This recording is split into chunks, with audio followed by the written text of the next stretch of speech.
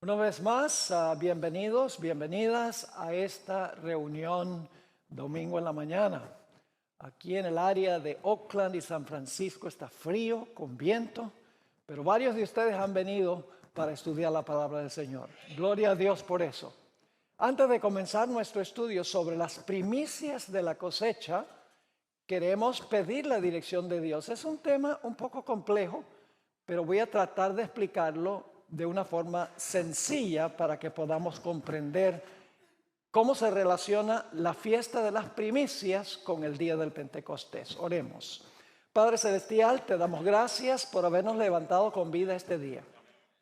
Gracias por el privilegio de ser tus hijos y tus hijas. Gracias porque eres un Dios bondadoso, misericordioso, lleno de verdad y de justicia. Pedimos, Señor, que al estudiar tu palabra, tú nos acompañes por medio del ministerio del Espíritu Santo. Danos claridad de pensamiento, corazones abiertos.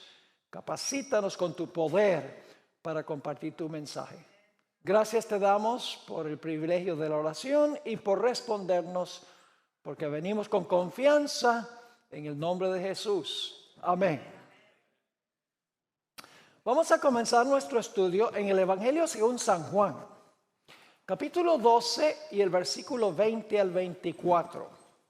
Juan 12, 20 al 24.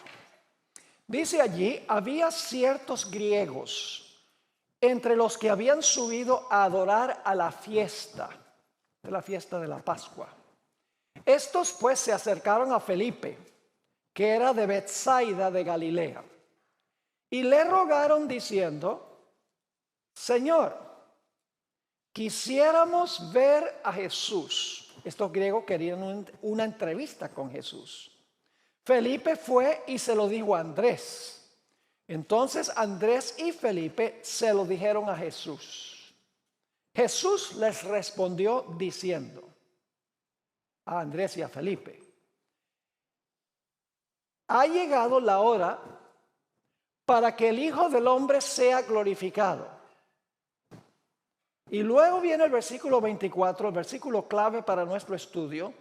De cierto os digo que si el grano de trigo no cae en la tierra y muere, queda solo.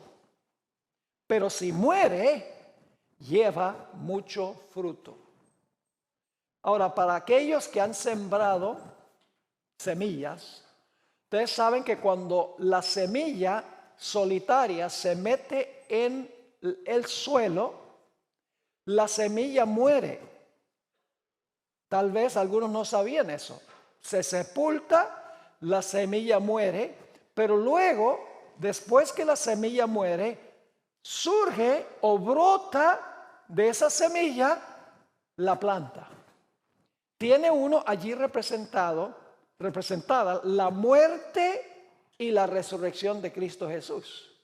Cristo murió, fue sepultado y resucitó de los muertos como una planta. La planta es una ilustración de la naturaleza que explica la obra de Jesús.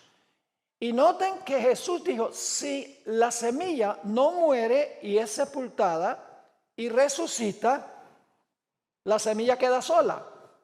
Pero si se siembra y brota la planta, produce mucho fruto. Si ustedes siembran una semilla de tomate, esa semilla es una, pero va a cosechar de esa planta muchos tomates. Es decir, Jesús está diciendo, si yo muero, soy sepultado y resucito, habrá muchos que pasarán por la misma experiencia. Produciré mucho fruto. Ahora, quiero relatarles algo sobre las primeras 3 fiestas judías.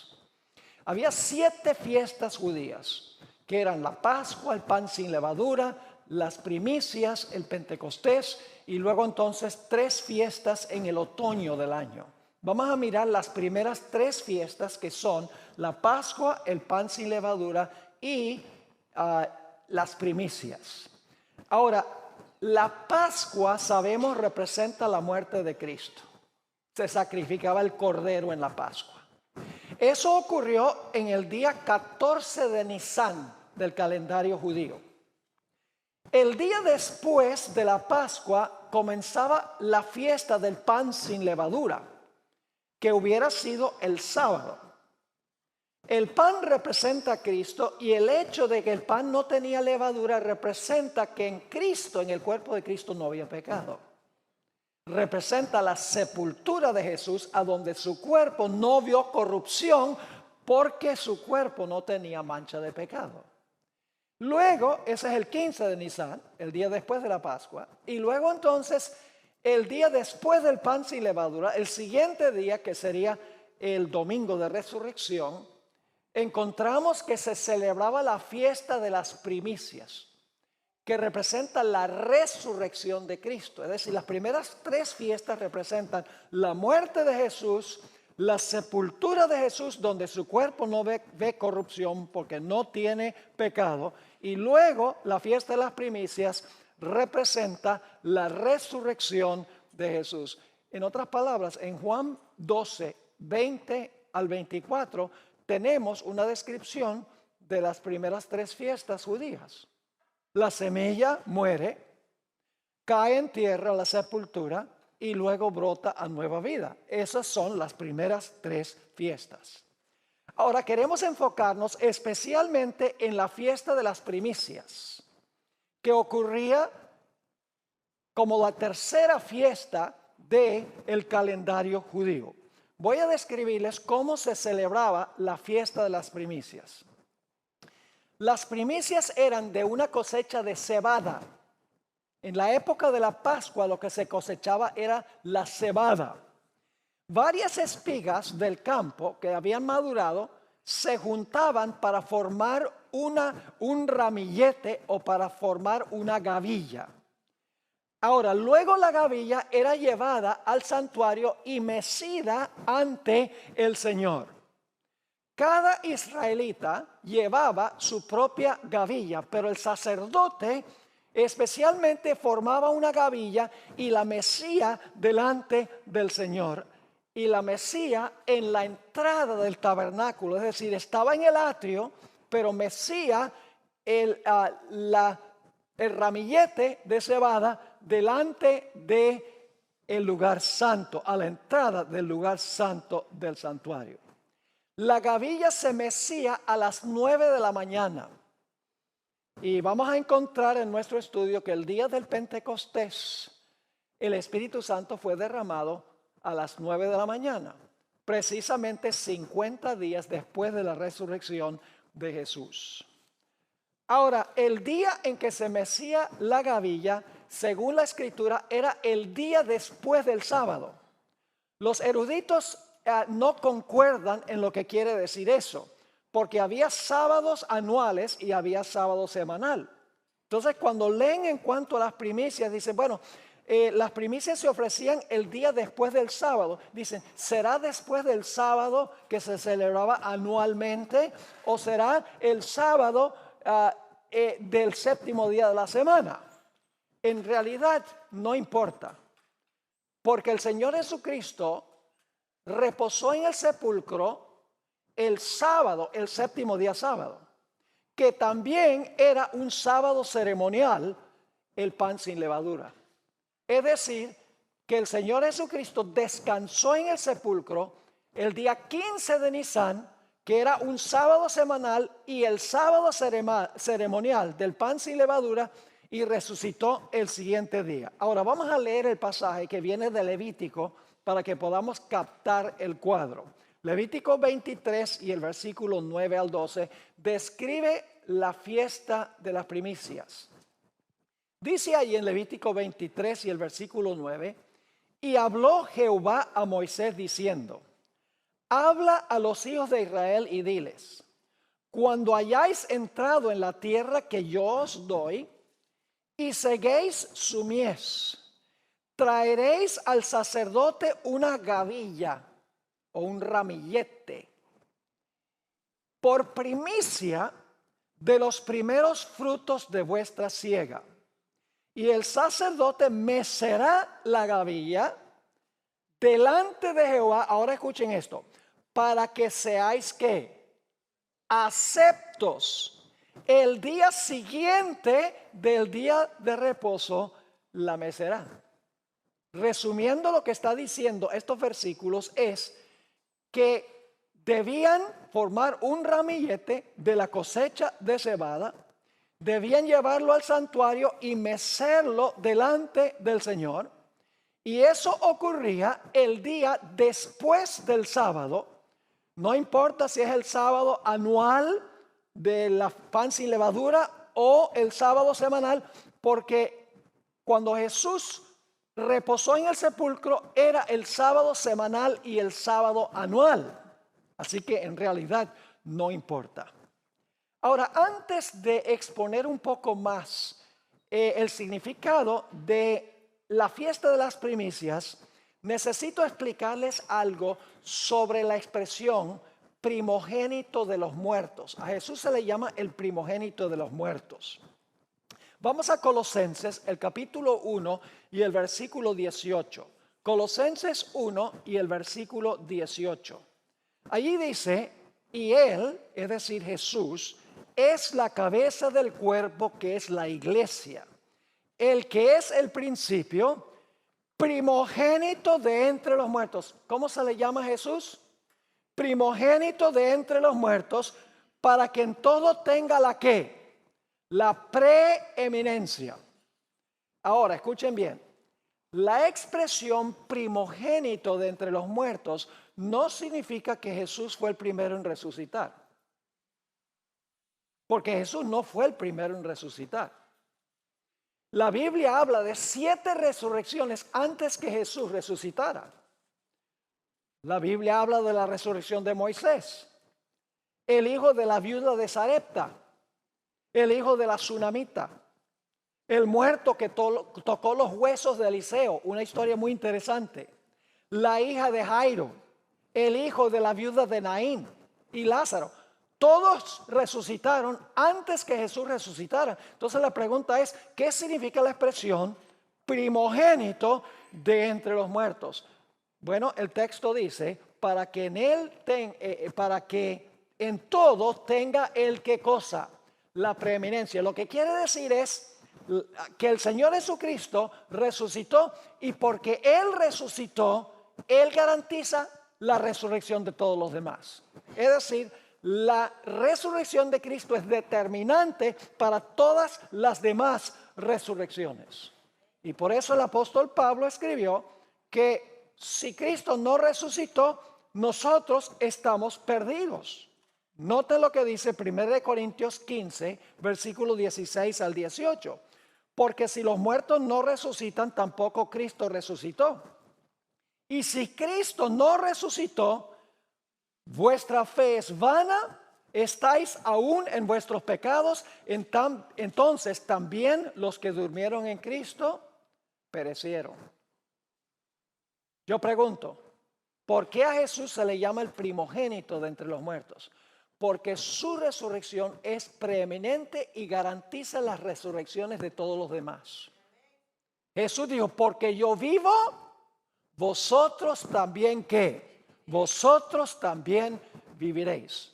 Si Jesús hubiera quedado muerto en el sepulcro, después de cargar nuestros pecados, no podría salvarnos.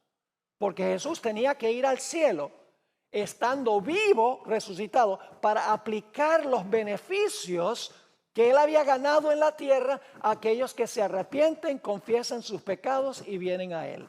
La resurrección de Cristo es determinante. Y a veces uno le pregunta a los cristianos, le dice, óigame, ¿qué es más importante? ¿La vida perfecta de Jesús, su muerte en la cruz, su resurrección, su intercesión en el cielo? ¿Cuál de esas cosas es más importante? Los cristianos dicen, la cruz. Óigame, la cruz es importante, pero si Cristo no hubiera vivido una vida perfecta, su muerte en la cruz no hubiera valido nada. Y si Cristo muere en la cruz y no resucita, El apóstol Pablo dice, estamos en nuestros pecados todavía. Y si Cristo no va al cielo para interceder por nosotros, igualmente estamos perdidos. Es decir, la salvación es un conjunto de cosas. La cruz es central, pero la cruz no es lo único. Noten lo que dice Romanos el capítulo 4 y el versículo 24 y 25. Romanos 4, 24 y 25. Dice, sino también con respecto a nosotros, a quienes ha de ser contada, es decir, contada la justicia de Cristo, esto es, los que creemos en el que levantó de los muertos a Jesús, Señor nuestro. Ahora el versículo clave, el cual fue entregado por nuestras transgresiones y ¿qué?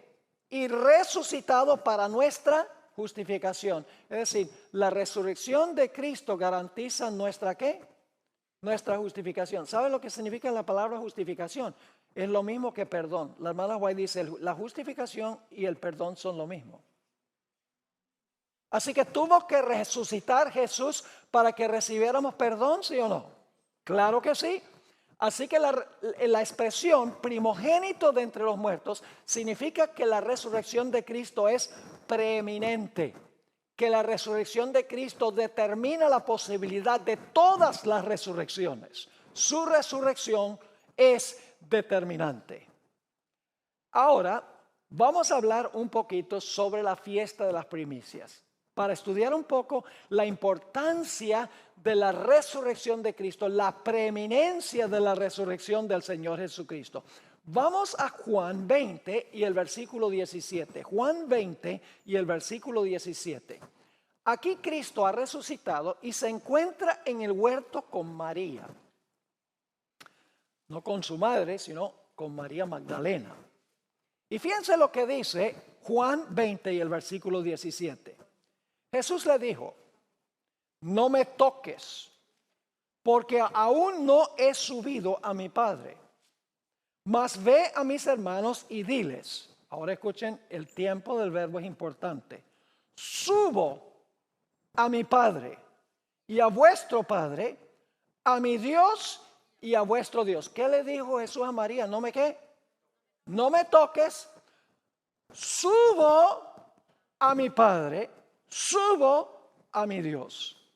Ahora, la mayoría de las versiones modernas no traducen no me toques. Traducen no me detengas. Muy interesante. La nueva versión internacional traduce suéltame, como si María estaba aferrada, agarrada de Jesús y no lo quería soltar. Entonces dice, suéltame. ¿Es esa una traducción correcta? En realidad no. Voy a leer de la nueva versión internacional. María dice, suelta. Jesús le dice a María, suéltame, porque todavía no he vuelto a mi Padre. Ve más bien a mis hermanos y diles, vuelvo a mi Padre, que es Padre de ustedes, y a mi Dios, que es Dios de ustedes. Ahora esa palabra, toques, o que se traduce suéltame, en realidad es una palabra, la palabra hapto en griego, se usa 36 veces en el Nuevo Testamento, y aquí viene lo interesante. La nueva versión internacional, en 35 de las 36 veces, traduce la palabra toque.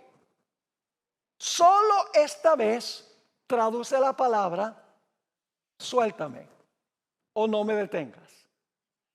Es más apropiado traducirlo no me toques. Déjenme darles algunos ejemplos. Jesús tocó a un leproso y se sanó. ¿Acaso el leproso se agarró de él y se aferró de él? No.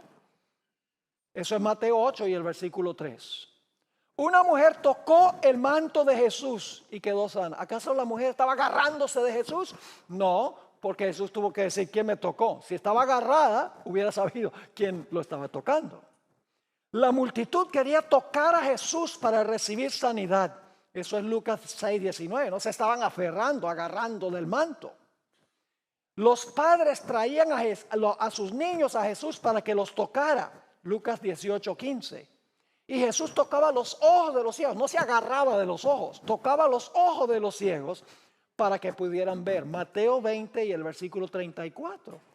Jesús no se aferró de los ojos de los ciegos, los tocó. Es decir, una traducción correcta es que Jesús le dijo a María, no me toques, no me puedes tocar todavía hasta que yo haya ascendido a mi Padre. Pero ahora hay algo muy interesante. ¿Por qué Jesús le dijo no me toques? Jesús dice no me toques porque todavía no he ido a mi Padre. Ahora viene algo muy interesante. ¿Será que Jesús no se dejó tocar por 40 días hasta que se fue al cielo 40 días después de su resurrección? ¿Están entendiendo la pregunta? ¿Será que por 40 días Jesús dijo, nadie me puede tocar hasta que yo ascienda al cielo 40 días después de mi resurrección? ¿Qué creen ustedes? No, porque la Biblia dice claramente que esa misma noche Jesús le dijo, tóquenme. No tuvo que pasar 40 días en la tierra sin que lo tocaran. Juan 20:27 dice lo siguiente, pon tu dedo aquí y mira mis manos y acerca tu mano y métela en mi costado y no seas incrédulo sino creyente. Esto es 8 días después de la resurrección de Jesús, cuando está presente Tomás. ¿Los discípulos tocaron a Jesús antes que Jesús ascendiera 40 días después de su resurrección? Sí. Entonces, ¿por qué le dijo Jesús a María, no me toques porque no he ascendido aún a mi Padre? Jesús lo explicó. Jesús dijo, no me toques porque primero tengo que ¿qué? Tengo que ascender a mi Padre. Ahora, aquí viene lo interesante. ¿Será que Jesús ese mismo día de su resurrección ascendió a su Padre y por eso esa noche le dejó a los discípulos que lo tocaran? Tiene que ser que entre cuando le dijo a María no me toques y cuando le dijo a los discípulos esa misma noche tóquenme, Jesús tiene que haber ¿qué? Tiene que haber ascendido al cielo. Por eso él dice, no me toques, voy a mi Padre. Jesús fue a la casa del Padre el mismo día de la resurrección. Escuchen la cita del Espíritu de Profecía. Primeros Escritos, página 186. Entonces Jesús le habló con su propia voz celestial, porque ella no había reconocido que era Jesús en el huerto. Pero cuando le habló, sí. Diciendo, María. Ella reconoció el tono de aquella voz querida y prestamente respondió, Maestro, con tal gozo que quiso abrazarlo. Pero Jesús le dijo, no me toques, porque aún no he subido a mi Padre. Mas ve a mis hermanos y dile, subo a mi Padre. No dice subiré, 40 días después. No dice subiré, dice subo, presente indicativo. Subo a mi Padre y a vuestro Padre, a mi Dios y a vuestro Dios. Ahora escuchen esto. Alegremente se fue María a comunicar a los discípulos la buena nueva. Jesús ascendió rápidamente a su Padre para oír de sus labios que aceptaba el sacrificio. Ahora escuchen esto, no pierdan esto. Y para recibir todo poder en el cielo y en la tierra. ¿A qué fue Jesús al cielo el mismo día de la resurrección? Fue para que el Padre expresara que aceptaba su sacrificio. Recuerdan que la fiesta de las primicias dice para que seáis aceptos. Así que va el Padre un viaje rapidito. En la entrada del tabernáculo celestial, el Padre se encuentra con él. El Padre dice, está bien, todo está bien, aceptado el sacrificio. Y el Padre entonces le da todo poder. Ahora, vamos a Mateo 28 para comprobar que lo que dice la hermana Guay es correcto. Mateo 28 y vamos a leer el versículo 19, la gran comisión. Dice allí, y Jesús se acercó y les habló. Esto es inmediatamente antes de su ascensión. Toda potestad me es dada en el cielo y en la tierra. Ahora, eso no capta en realidad el sentido del verbo. Una mejor traducción sería, toda potestad me ha sido dada en el cielo y en la tierra. Yo pregunto, para este momento el Señor Jesucristo ya había recibido potestad. Ya había recibido el poder de su Padre. Lo acabamos de leer en el Espíritu de Profecía. Así que Jesús, antes de ascender al cielo, dice, toda potestad me ha sido dada en el cielo y en la tierra. Elena White nuevamente explica esto de una forma clara. Esta cita viene de Primeros Escritos 187. Los ángeles rodeaban como una nube al Hijo de Dios y mandaron levantar las puertas eternas para que entrase el Rey de Gloria. Este es cuando Cristo asciende el día de la resurrección. Vi que mientras Jesús estaba con aquella brillante hueste celestial en presencia de Dios y rodeado de su gloria, no se olvidó de sus discípulos en la tierra. Ahora escuchen esto. Sino que recibió de su Padre potestad para que pudiera volver y compartirla con ellos. Sigue diciendo. El mismo día regresó y se mostró a sus discípulos permitiendo que lo tocaran, porque ya había ascendido a su Padre y había recibido poder. El Espíritu de Profecía siempre está en armonía con la Biblia. Lo que pasa es que la gente no busca, ¿de dónde viene eso? La gente dice, estudié la Biblia para ver de dónde está sacando la hermana White eso. Ahora, antes entonces de la ascensión de Jesús, 40 días después del Monte de los Olivos, Jesús ya había recibido el poder. Ya se había presentado ante el Padre el día de la resurrección como primicia de todos los que van a resucitar al final de la historia. Permítame leerles otra cita del Espíritu de Profecía, deseado de toda la gente 7:29, y luego vamos a ir a la Biblia. Dice allí, Cristo resucitó de entre los muertos como primicia de aquellos que dormían. Era el antitipo, es decir, el cumplimiento de la gavilla agitada. Y su resurrección ocurrió al mismo día en que esa gavilla mecida debía ser presentada al Señor. Es decir, cuando el sacerdote estaba meciendo la gavilla ante el Señor, Jesús estaba en la puerta del tabernáculo presentándose como primicia ante el Padre. Dice, por más de 1000 años se había realizado esa ceremonia simbólica. Se juntaban las primeras espigas de grano maduro de los campos de la mies. Y cuando la gente subía a Jerusalén para la Pascua, se mecía la gavilla de las primicias como delante de Jehová. No podía ponerse la hoz a la mies para juntarla en gavillas antes que esa ofrenda fuese presentada. La gavilla dedicada a Dios representaba la cosecha. Así también Cristo, las primicias, representaba la gran cosecha espiritual que ha de ser juntada para el reino de Dios. ¿Recuerdan con el pasaje con que empezamos hoy? Si una semilla cae en la tierra y muere, produce mucho ¿qué? Mucho fruto, porque Jesús murió y resucitó. Al final de la historia morirán los que murieron, resucitarán. Una gran cosecha, mucho fruto.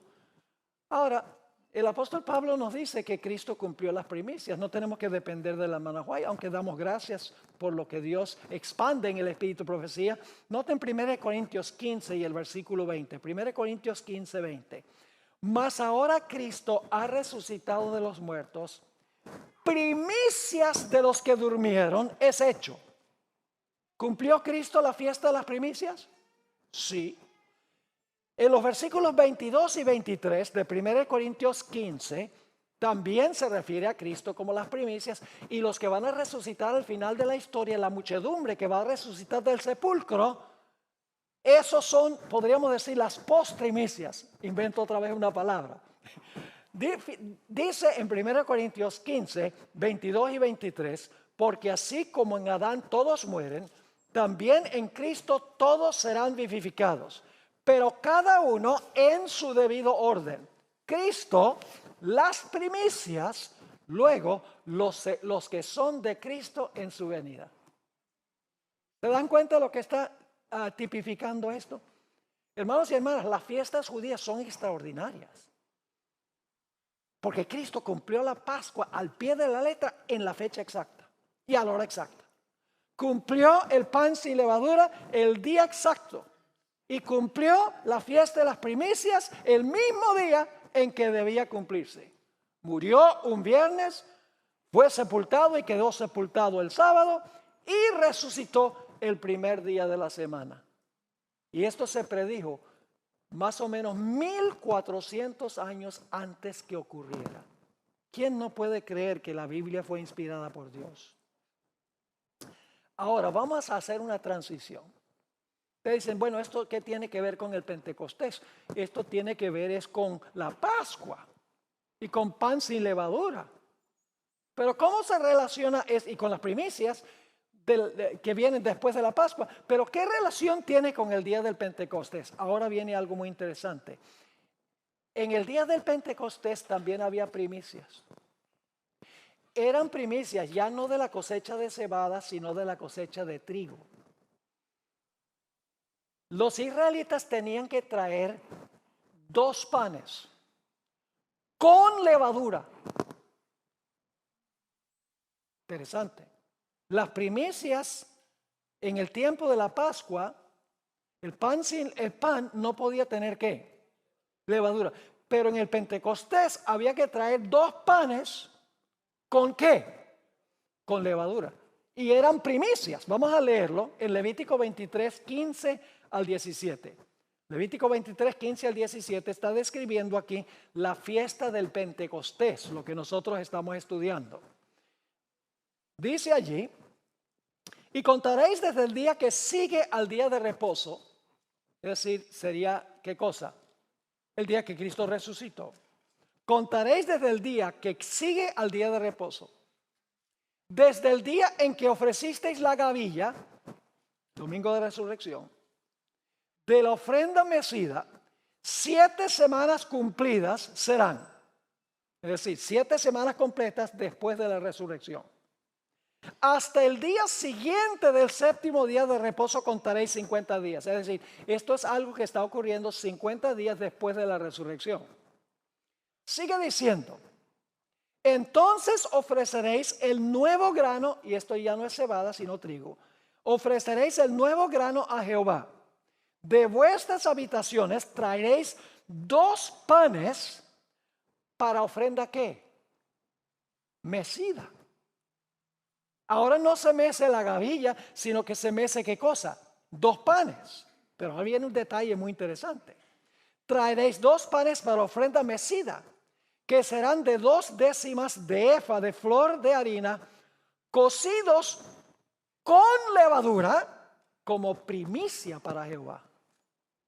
Entonces hay 2 fiestas de primicia. Una representa la resurrección de Cristo cuando se presenta como las primicias de todos los que van a resucitar al final de la historia. Y hay esta fiesta 50 días después, a donde se está relatando lo mismo. Hay que tomar el nuevo grano, hay que hacer 2 panes, hay que mecer los panes con levadura como primicias delante de Jehová. Es muy parecido en los 2 casos.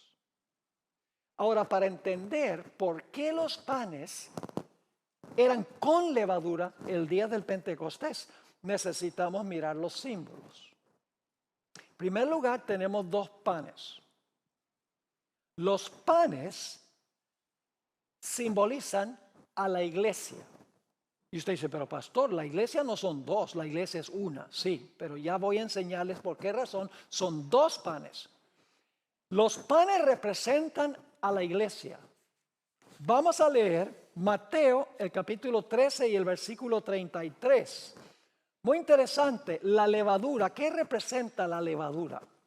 Dice allí en Mateo 13 y el versículo 33, otra parábola les dijo, el reino de los cielos es semejante a la levadura, que tomó una mujer y escondió en 3 medidas de harina hasta que todo fue ¿qué?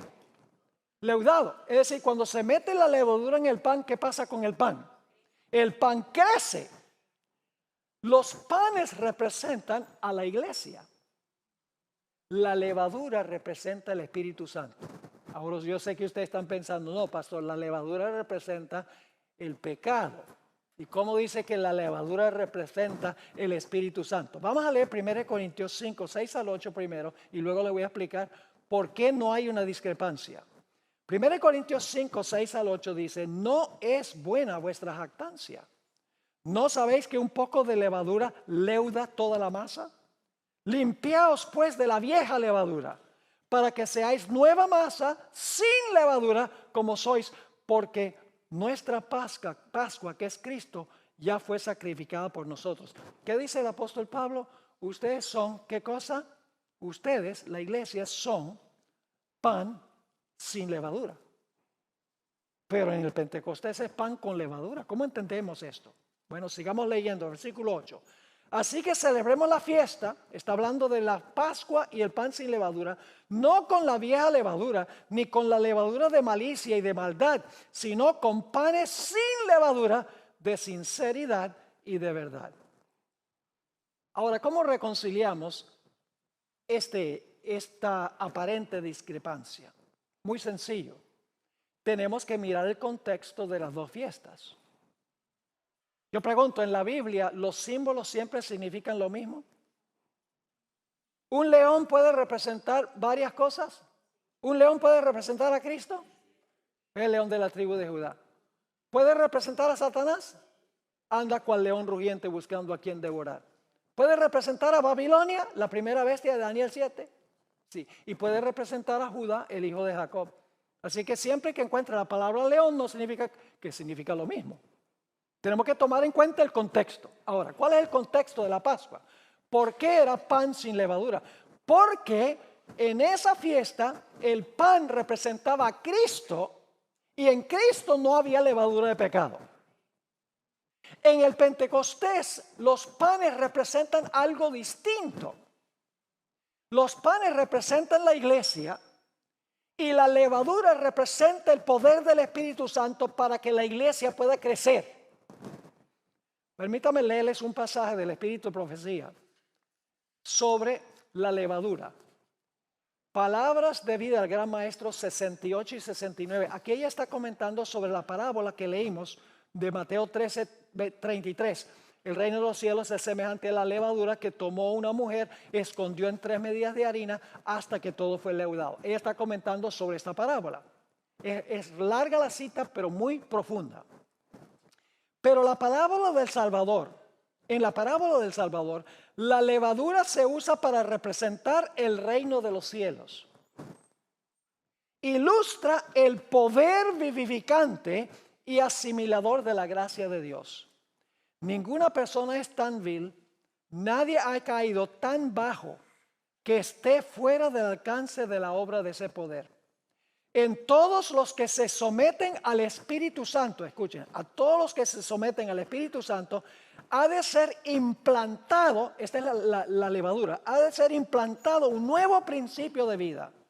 La perdida imagen de Dios ha de ser restaurada en la humanidad. Pero el hombre no puede transformarse a sí mismo por el ejercicio de la voluntad. No posee el poder capaz de obrar este cambio. Ahora escuchen bien. La levadura, algo completamente externo, debe ser colocada dentro de la harina antes que el cambio deseado pueda operarse en la misma. Así la gracia de Dios debe ser recibida por el pecador antes que pueda ser hecho apto para el reino de gloria. Toda la cultura y la educación que el mundo puede dar no podrán convertir a una criatura degradada por el pecado en un hijo del cielo. La energía renovadora debe venir de Dios. El cambio puede ser efectuado solo por el Espíritu Santo. Todos los que quieren ser salvos, sean encumbrados o humildes, ricos o pobres, deben someterse a la operación de ese poder. Yo pregunto, cuando el Espíritu Santo se implanta en la iglesia crece. Sí. La levadura en el contexto del Pentecostés representa el crecimiento de la iglesia por el poder del Espíritu Santo. Los panes representan a la iglesia y la levadura que se coloca en los panes representa el crecimiento de la iglesia. Pero ahora yo sé que ustedes están pensando, pero Pastor Bohr, la iglesia no son 2 panes, la iglesia es un solo pan. ¿Por qué 2 panes sin levadura. La razón es que en el día del Pentecostés había dos grupos de la iglesia que se estaban representando en la fiesta del Pentecostés. Ustedes dicen, ¿cómo es eso? Vamos a ver el primer grupo. Mateo 27, 51 al 53. Les voy a adelantar. En el día del Pentecostés hubo dos grupos de primicias que pertenecen a la iglesia. El primer grupo de primicias son un grupo de personas que habían muerto y resucitaron con Jesús, que Jesús presentó ante el Padre 40 días después, en el día del Pentecostés. Por el otro lado, hubo primicias también de entre los vivos, porque las primicias de entre los vivos fueron 3,000. Los primeros miembros de la iglesia, 3,000 que se entregaron a Cristo de entre los vivos el día del Pentecostés. Ahora, con eso en mente, vamos a ir a Mateo 27, 51 al 53 para ver, en primer lugar, el primer grupo, que son los que murieron y cuando Cristo resucitó, resucitaron con Él. Dice ahí en Mateo 27, 51, he aquí el velo del templo se rasgó en dos, de arriba abajo, y la tierra tembló, y las rocas se partieron, y se abrieron los sepulcros, y muchos cuerpos de santos que habían dormido se levantaron. Y saliendo de los sepulcros después de la resurrección de Él, vinieron a la santa ciudad y aparecieron a muchos. El primer grupo fue, y de estos grupos vamos a hablar en la segunda presentación de hoy, no se la pierdan porque vamos a hablar mucho más en cuanto a quienes componían este grupo. Pero el primer grupo, el primer pan representa un grupo de primicias que murieron y resucitaron cuando Jesús resucitó.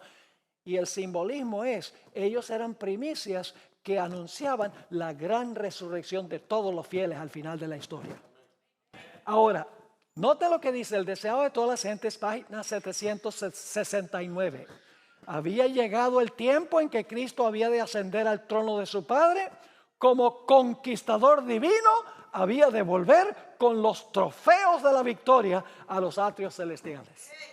Los que murieron y resucitaron eran los trofeos, eran el down payment, el pronto de la gran resurrección de todos los que murieron en Cristo, todos los miembros de la iglesia que murieron en Cristo Jesús.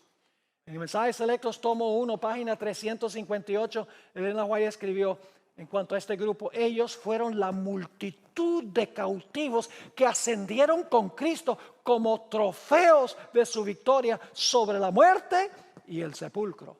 Y el cuadro es de un general que está regresando del campo de batalla y trae a los rehenes, trae a los trofeos de su victoria. En Mensajes Selectos, tomo 1, página 359, Elena White escribió: así también los que habían sido resucitados habían de ser presentados ante el universo como una garantía, escuchen, como una garantía de la resurrección de todos los que creen en Cristo Jesús como su Salvador personal. El mismo poder que levantó a Cristo de los muertos levantará a su iglesia. ¿Qué representaba ese grupo? Los muertos de la iglesia que van a resucitar al final de la historia. Así que dice, levantará su iglesia y la glorificará con Cristo como a su novia, por encima de todos los principados, por encima de todos los poderes, por encima de todo hombre que se nombra, no solo en este mundo, sino también en los atrios celestiales, el mundo de arriba. La victoria de los santos que duermen será gloriosa en la mañana de la resurrección. Terminará el triunfo de Satanás, al paso que triunfará Cristo en gloria y honor. El dador de la vida coronará con inmortalidad a todos los que salgan de la tumba. Y en el deseo de todas las gentes, página 773, Elena White explicó: cuando Jesús llegó al cielo en su ascensión, se presentó a su Padre. Esto lo estudiamos en nuestro primer tema. Cuando Cristo ascendió, las huestes celestiales estaban alabando, cantando el Salmo 24. Y cuando Jesús llega donde está el Padre, Jesús levanta la mano y dice: silencio. Ahora voy a leer qué pasó cuando Jesús dijo eso. Pero con un ademán, Él los detiene, es decir, los que están cantando, los seres celestiales. Todavía no. no puede ahora recibir la corona de gloria y el manto real. Entra a la presencia de su Padre.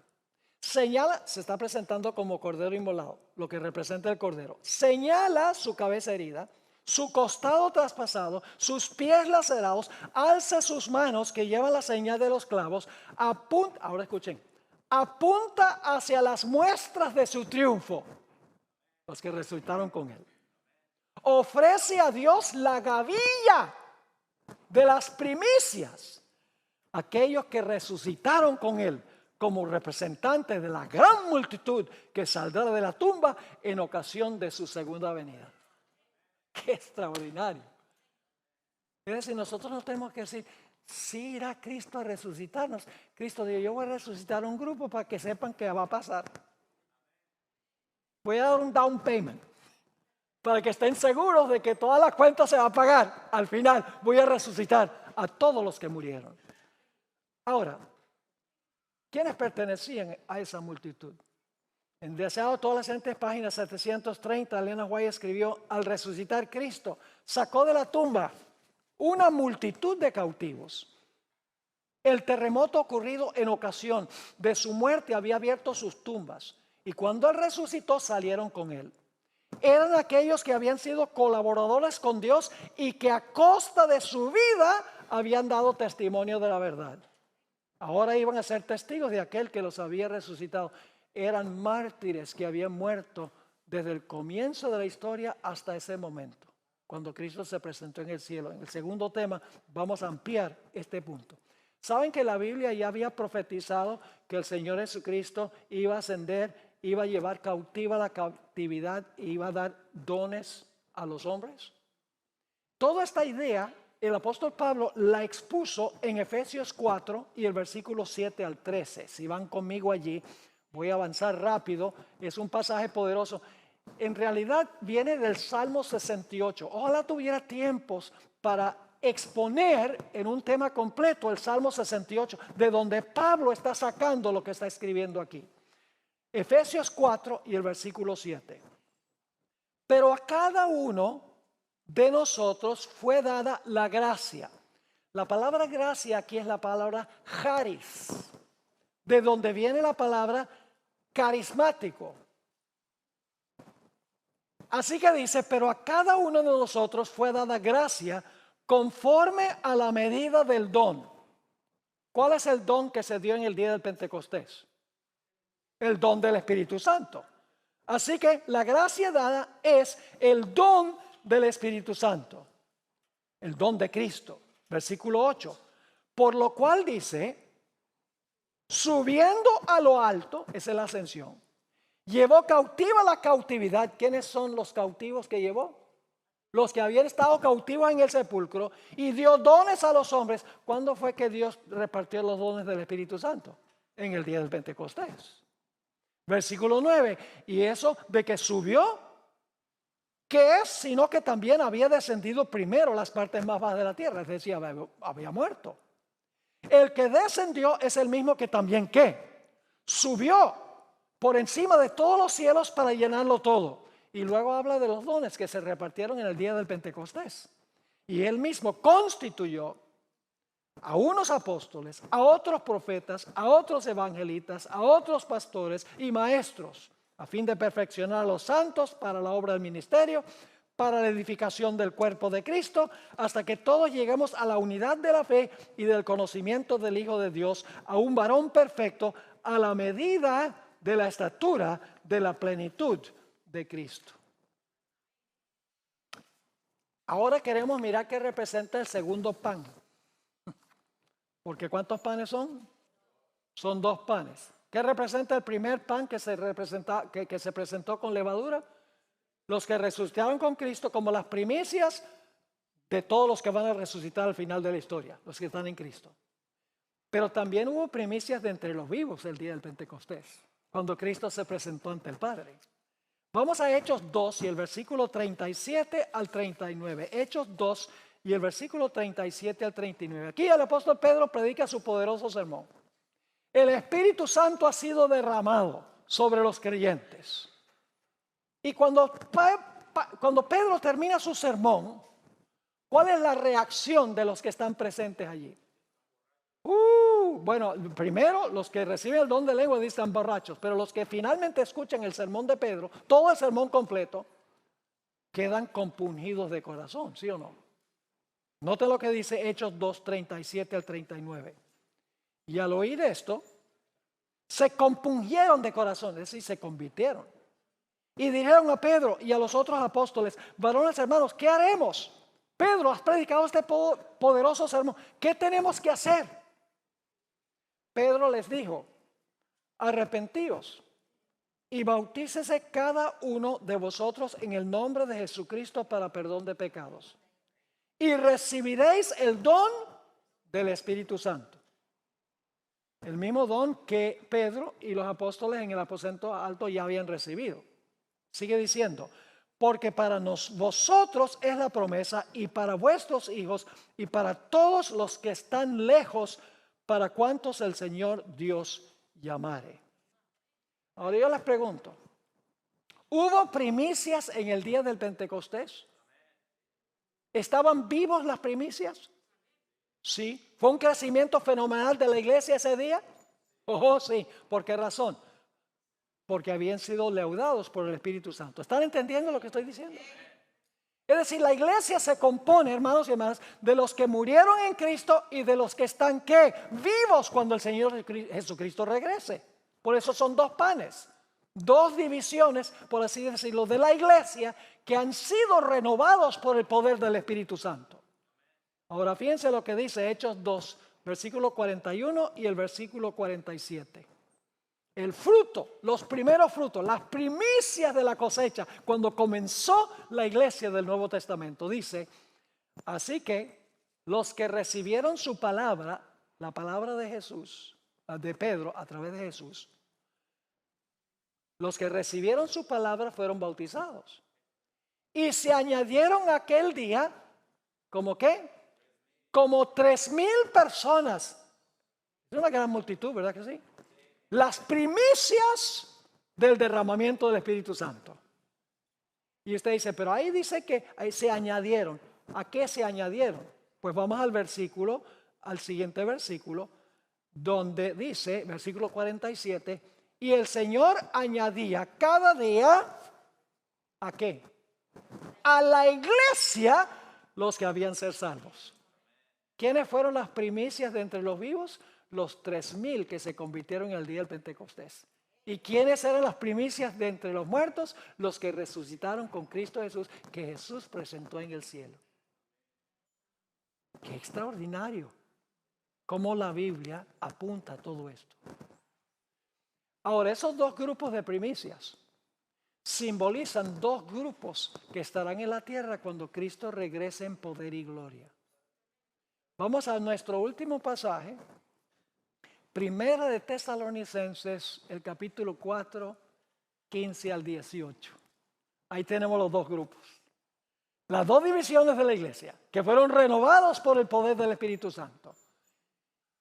Simbolizados por los que resucitaron con Jesús y simbolizados por las primicias del día del Pentecostés, los que van a estar vivos cuando Cristo venga. Ahora, el pasaje que voy a leer de 1 Tesalonicenses 4 se lee prácticamente en todos los funerales. Yo durante los 20 años que pastoreé la iglesia central en Fresno, California, en cada funeral yo leí este pasaje, porque es un pasaje poderoso que trae consuelo a la gente. Vamos a leer 1 Tesalonicenses 4, empezando en el versículo 15. Y esto es especialmente consolador para aquellos que han perdido familia, familiares que han muerto en Cristo, en esta pandemia terrible que ha azotado a este mundo. Dice el apóstol Pablo: por lo cual os decimos esto en palabra del Señor. ¿Por qué dice en palabra del Señor? Porque esto no es lo que yo digo, es lo que Dios dice. Esto está garantizado, es lo que está diciendo. Por lo cual os decimos esto en palabra del Señor, que nosotros que vivimos, representados por ¿cuáles primicias? Los 3,000, los primeros, las primicias de los que se unieron a la iglesia, nosotros que vivimos, que habremos quedado hasta la venida del Señor, no precederemos a los que durmieron. ¿Qué grupo representa a los que durmieron? Los que resucitaron con Jesús, hermanos y hermanas. Porque el Señor mismo con voz de mando, con voz de arcángel y con trompeta de Dios descenderá del cielo, y los muertos en Cristo resucitarán primero. Ahí está la primera división de la iglesia. Los muertos en Cristo resucitarán primero. Luego, nosotros los que vivimos, representados por los 3,000, las primicias en el día del Pentecostés. Luego nosotros los que vivimos, los que hayamos quedado, seremos arrebatados juntamente con ellos. Ahora la iglesia será una. Las dos divisiones se van a unir. Dice, seremos arrebatados juntamente con ellos en las nubes para recibir al Señor en el aire, y así estaremos siempre con el Señor. Y luego el apóstol Pablo dice, consolaos con estas palabras. Para nosotros la muerte no es el fin. El apóstol Pablo dice, si vivo bien y si muero también. Porque los muertos en Cristo resucitarán primero, según la Sagrada Escritura. ¿Entendieron lo que estudiamos hoy? Un tanto complejo, con muchas dimensiones y muchos detalles, pero si entendieron por lo menos el punto central, ahora ustedes pueden ir y pueden buscar todos estos versículos y pueden entonces analizar el Salmo 68. Les animo que cuando vuelvan a la casa, hermanos y hermanas, tomen tiempo para leer y estudiar el Salmo 68, de donde viene en el Antiguo Testamento esta profecía en cuanto a lo que iba a suceder en el día del Pentecostés. ¿Entienden por qué razón, hermanos y hermanas, el pan era sin levadura en la Pascua y el pan era con levadura en el día del Pentecostés? ¿Se entienden? Porque son dos contextos. En el primer contexto representa el hecho de que el cuerpo de Cristo, representado por el pan, no tenía levadura de pecado. Pero en el Pentecostés el símbolo representa algo diferente. Representa el hecho de que el Espíritu Santo penetró en la iglesia y como resultado la iglesia creció fenomenalmente. Entonces yo pregunto, ¿qué es lo que más necesita la iglesia hoy? Necesitamos mimas y música contemporánea, que la gente baile en la iglesia. ¿Qué es lo que más necesita la iglesia? La iglesia necesita la levadura del Espíritu Santo. La iglesia necesita la presencia del Espíritu Santo y la predicación de la palabra, que es lo que debe atraer a la gente a la iglesia. No el entretenimiento, sino lo que Dios dice en su santo libro. Ojalá que volvamos a nuestras iglesias y esa sea nuestra experiencia.